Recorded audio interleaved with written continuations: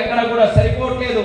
మీకు ఆర్థికంగా కానీ లేకపోతే మెడికల్ పరంగా కానీ ఎలాంటి సమస్యలు వచ్చినా ఇబ్బందులు వచ్చినా 3000తో మీరు నెలంతా గడపాలంటే చాలా ఇబ్బంది పడుతున్నారని ఆ రోజు చంద్రబాబు నాయుడు గారు ఆలోచించి ఒక హామీ ఇస్తే ఆ హామీని నమ్మి మీరందరూ ఆయన గెలిపిస్తే మళ్ళీ ఆ హామీని నిలబెట్టుకొని మీ 3000 పెన్షన్ ని 6000 చేసినటువంటి ఘనత మన ముఖ్యమంత్రి నారా చంద్రబాబు నాయుడు గారికి మన ఎన్డీఏ ప్రభుత్వాన్ని కూడా తెలియజేస్తున్నాను. ఇది ఒక్కటే కాదు, ఇంకా చాలా కార్యక్రమాలు ఉన్నాయి. మీ తాలూకా అధ్యక్షులు మాట్లాడినప్పుడు చెప్పారు చట్టాలు తయారవుతున్నాయి కానీ మాకు మాత్రం న్యాయం జరిగే విషయంలో ఇంకా చాలా లోపాలు ఉంటున్నాయని.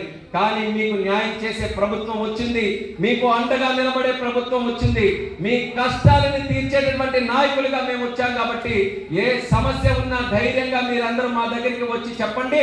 సమస్య పరిష్కరించడానికి ఎంత శాతం అయితే అంత శాతం కృషి చేసి మీకు అండగా నిలబడతామని ఈ వేదిక ద్వారా మీ అందరికీ కూడా హామీ ఈ సందర్భంగా నేను ఇస్తున్నాను.